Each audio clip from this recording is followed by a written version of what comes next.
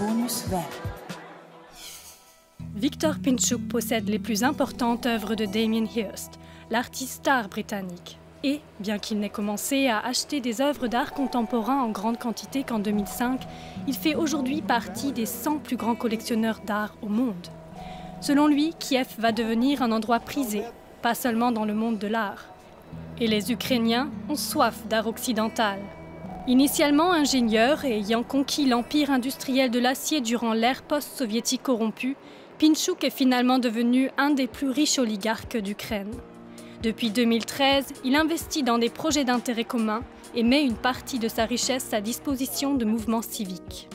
Sur la scène internationale, Pinchuk sait s'y prendre et promeut habilement la cause de l'Ukraine, lors de conférences politiques à Yalta, Kiev et à Davos. Metropolis a parlé avec lui des besoins de l'Ukraine et de ce qu'il espère pouvoir faire bouger dans son pays. Nothing is missing, just we are too young. You know, after the collapse of the Soviet Union, we received a country which never existed before. Because Eastern Ukraine was part of Russian Empire, Western was part of this Poland or Austrian-Hungarian and Crimea also, you know. Because now I'm talking about Crimea as part of Ukraine still. No, not easy. Okay, we received absolutely new country without any knowledge how we can build country, without any tradition, and just you know, we have to learn. We have to learn much faster than everybody else in the world. We have to be in this group of successful countries.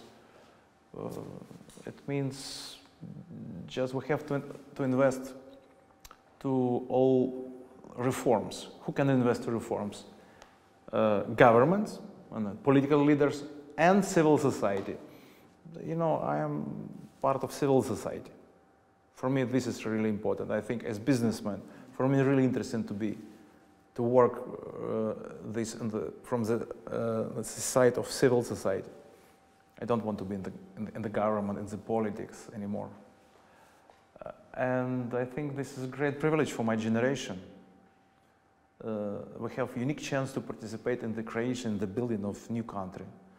We have to invest to the future. It means to the young generation. Young generation, it means to the education, also to the art which can change their not only change, can activate, can accelerate changes in their mind.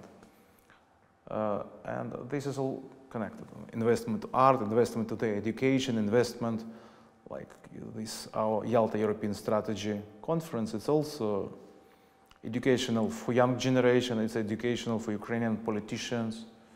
And it's strong connection, strong bridge with all the world. And of course, we always wanted to have Yalta as a platform for discussion about Ukraine, Europe, and Russia. Sometimes we were successful in these directions. Sometimes, unfortunately, during last years, not. But still, I hope, because I really believe that we have to have very strong and very friendly relationship with Russia. I always found you tagged with the notion of pro-Western. So what is the values that you are attracted to from the more Western or European world, and which are the values that you might want to have established here in this country for the future? You cannot expect something different. We will talk about, you know, human rights. We can talk about, you know, freedom of speech, democracy, rule of law, etc.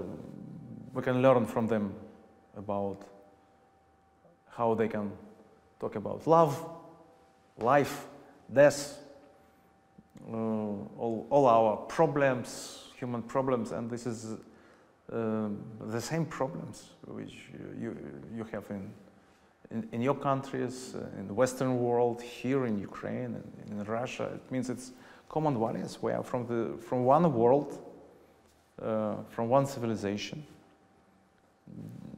Sometimes a little bit different aesthetic. That's why, for example, this prize, I mean, future generation prize, is very important even for young artists from all the world, because they can exchange. It's interesting to see you know, this Colombian winner and African winner, and of course Chinese art, you know, and I'm happy that Ukrainians and Russian also won.